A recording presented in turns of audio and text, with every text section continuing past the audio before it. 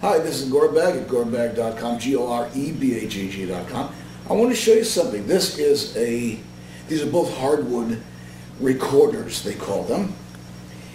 And this is a tenor Mollenhauer, and this is an alto Mollenhauer, and I am an official Mollenhauer recorder dealer. I have a dealership for my students' sake, because there isn't a Mollenhauer dealer in this area, so I became one. And if you want my help in selecting and purchasing a recorder, I'm happy to help you. It's not something you can make $1 million at. You can have great fun with this, and also it can be very deeply spiritualizing. This is the tenor, and this is the alto. I just want you to see the difference between them. I'll rotate them around like this, and you can see the difference between these two. It's a remarkable difference, and in, for instance, the one case, look at the reach you have to have, the arm reach you have to get this, while this one is a much smaller one. I'm going to hand this off now to my able assistant, thank you. And I'm going to saw this one in half. No, I'm sorry, that's my magic act. Okay, so let's examine this compared to the tenor. The tenor has some brass down here. The reason it does, because you can't, the fingers aren't going to reach the holes. So what they do is they extend the hole reach by covering the holes with a pad, and then it's a brass unit that comes up to where your fingers can reach. See? Here, your fingers presumably can reach, but a lot of people can't play an alto right off. They have to start with the soprano, which is why we do start with the soprano, not for any other reason, in most recorder lessons. However, I like to start you off with the alto if you can handle it, because it's a sweet instrument. It sounds wonderful. It's very mellow. It's very beautiful. If you don't have the money to get a Mollenhauer, please do not get one. Get a plastic Yamaha, and I'll tell you which one to get. In fact, there's lots of, I have plastic, what is plastic anyway, and so all those things on YouTube are intended to help you select the recorder that's going to be good for your budget and good for your playing style and so forth. So one of the things for sure is that Yamaha is as good as $1,000 hardwood instrument. It sounds just the same as $1,000 hardwood instrument. It really does, for $50, $75. Make sure it's the Yamaha, and make sure it's that Pro, the really top series. You're going to pay $75 for a decent alto plastic flute, plastic recorder, but you'll get the sound of $1,000 instrument right up to that point. Now, once you break past that $1,000 point in the $1,200, $1,800, $1,600, $1,800 range, $2,000 range, which is a really good range for recorders, for alto recorders anyway. Up to about $3,000 is pretty good to pay. If you're a professional, you might want to go for the instruments that will enable you to get some incredible colorations on your instrument. That would be in the $5,000 to $7,500 range. And if you are a concert player, you're probably spending $13,000 to $18,000 on your instrument, but that's normal. I mean, that's what a good guitarist is going to do the same thing. A top guitarist is going to spend $35,000, $40,000 on a guitar. It's true. So, yeah, and a violin player who is at the level of, let's say, Yehudi Menuhin, doesn't even think twice about getting a Stradivarius or a Guarnerius. I mean, of course they're going to. It's just a question of which one they end up obtaining. So, short of that $1,000 mark, stay with the plastic. Okay, now that having been said, let's take a look at the alto recorder. Now, this is an alto recorder, which I call the Zen Flute, Alto Zen Flute. Why? Because I play it differently. Now, a recorder, let's start out by looking at the very basics. I'm going to hold, first of all, I'll put the recorder together. I don't want to take it apart right now. I put the recorder together. It took me some time to line these things up perfectly. They have to be just right. And you grease up the cork mildly, lightly, not too heavily, and then you'll slide these on and turn them as you put them on. Don't try to jam them up like this. And I've given so many classes on this, I don't want to go over that kind of stuff with you, but I do want to show you the fingering, basic holding pattern, as it were. Your left thumb, I don't care if you're right-handed or left-handed, your left thumb goes over that close hole right here, the bottom hole. There's only one bottom hole on the bottom of this recorder, and that's it. Your left forefinger goes on the first hole, which I'm going to call it. I'm going to ignore this hole, the back hole here. The first hole, then your middle finger goes, left hand goes on the second hole. Your ring finger of the left hand goes on the third hole. Your pinky stays up in the air as if you were taking tea with the vicar. Your right thumb goes under the recorder, underneath like that to support it. There's no hole there. Don't worry about that. Then your right forefinger goes over the fourth hole. Your middle finger goes over the fifth hole. Your ring finger goes over the sixth hole, and your pinky stays up in the air until you learn better. Then you'll put it down. But you won't put this pinky down except to hold the flute from time to time. But you're going to use this finger a lot, and you're going to have to learn how to place it properly. It goes on a double hole at the very bottom there, see? But you don't have to worry about that now at all. And that's only actually going to be 1, 2, 3, 4, 5, 6, 7 finger positions that are, let's say, linear. Then there are compound positions as well, which we can talk about later, where you want to get a true C and you want various things. So that's where a fingering chart might come in handy, but right now you don't need it. Because you're going to learn this in the Zen Flute style. Now I'll show you what happens if you play this recorder the way that they made the recorder. Let's see, gosh, I've got to put this in there properly. That's not on there. Well, so I'll show you here. This is the head comes off here, and the tail comes off like this. It's in 3 parts, and that's normal. And you want to make sure that when you put this on, you want to put this under your armpit anyway to warm it up. All right, so then you're going to line this up slightly off the line. And then here, this has to be directly on, exactly proper. Got to be right on the money. Okay, now let's look at this as the recorder. Let's just pretend it's a recorder, shall we say?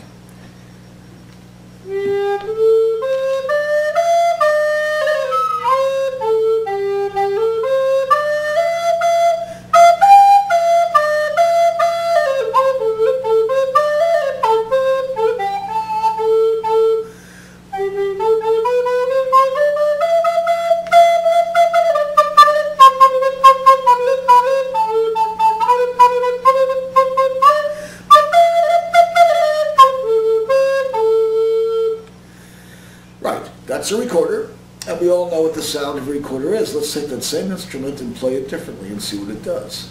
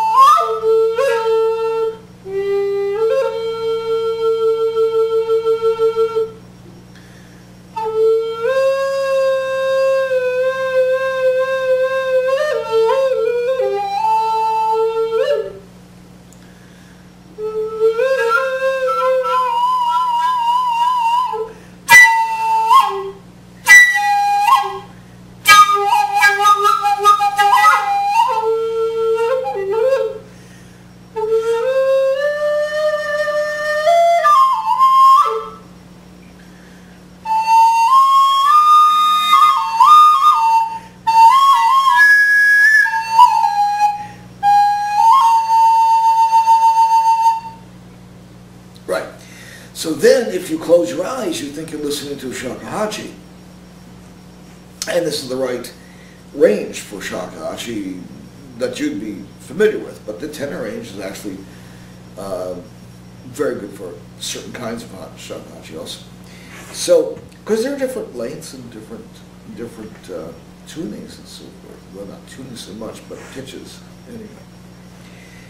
So, if you tend to play this the standard way, then you're going to have fingering charts, and you're going to have to know which notes are what, and so forth, and you'll have to read music.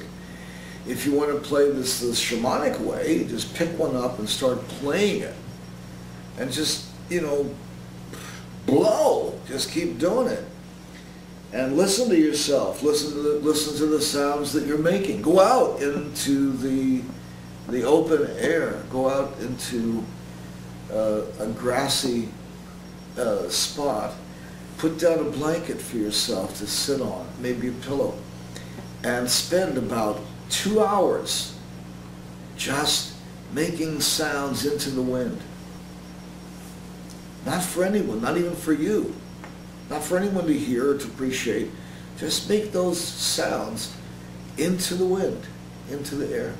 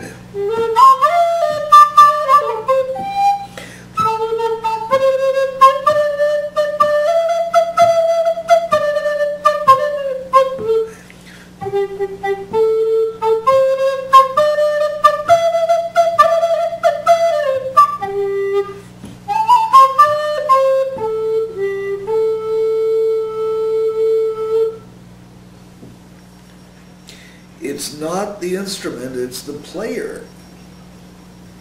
So you could take any instrument and do that. You won't get the beautiful, rich tones out of just any instrument. You'll That's why I use the Mollenhauer, because it's really got those rich tones. And I particularly like the rosewood. There are other woods that are fabulous as well, but the rosewood is just amazing, and it's very, relatively I should say, inexpensive compared to some of the other hardwoods. I like it quite a bit. If you like a flatter tone, then you might go for the maple or for some of the softer woods.